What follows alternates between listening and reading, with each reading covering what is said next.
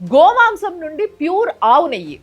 గోమాంసం అంటే గోమాంసం కాదు, కానీ ఆవు కొవ్వు అన్నట్టు. Junaid Hussain from Banjara Hills Pride Dairy అనే పేరుతోని ఫేక్ ఆవు నెయ్యి తయారు చేసుకుంటూ దొరికిపోయింది. ఆవు కొవ్వు, బర్రె కొవ్వు, పామాయిల్, వనస్పతి, ఇంకా కొన్ని చెత్త చెదారం లో క్వాలిటీ మెటీరియల్ అన్ని అలా వాడుకుంటా ప్యూర్ ఆవు నెయ్యి తయారు చేస్తుండిన.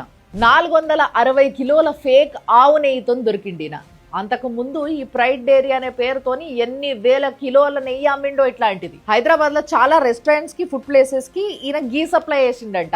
మీరు ఎన్ని గీ రోస్ట్లల్లో, ఎన్ని హలీంలల్లో ఈ గీ తిన్నారో ఎవరికి తెలవాలి, ఎట్లా తెలవాలి. ఇప్పుడు ఇంకో జఫ్డా బ్యాచ్, వీళ్ళ పేర్లు జయరామ్, హనుమాన్ రామ్, సురేంద్ర.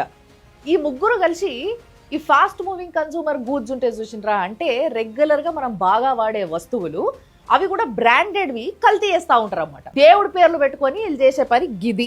వీళ్ళ దగ్గర ఏమేం ఫేక్ దొరికినాయి అంటే 1340 రెడ్ లేబుల్ ప్యాకెట్స్ ఫేక్వి, తాజ్ మహల్ చాయ్ పత్తా 100 ప్యాకెట్లు, టైడ్ డిటర్జెంట్ 950 ప్యాకెట్లు ఫేక్వి, ఏరియల్ 100 ప్యాకెట్లు, వీల్ 300 ప్యాకెట్లు, సర్ఫ్ ఎక్సెల్ 550 ప్యాకెట్లు, గుడ్ నైట్ మస్కిటో రీఫిల్స్ ఇవైతే ఏకంగా 3600 బాటిల్స్. తినేటివి, వాడేటివి, పీల్చేటివి అన్నిటి కల్తీ చేసి పాడైతున్నారు. దేవుడి పేర్లు పెట్టుకొని వీళ్ళు చేసే పని గిది. వీళ్ళకి శిక్ష ఎట్లాంటిది వేయాలి అని అంటే, వీళ్ళు తయారు చేసిన ఈ ఫేక్ ప్రోడక్ట్స్ ని వాళ్ళ ఇంటిల్లిపాదికి 5 సంవత్సరాలు కంటిన్యూస్ గా వాడిపియాలి.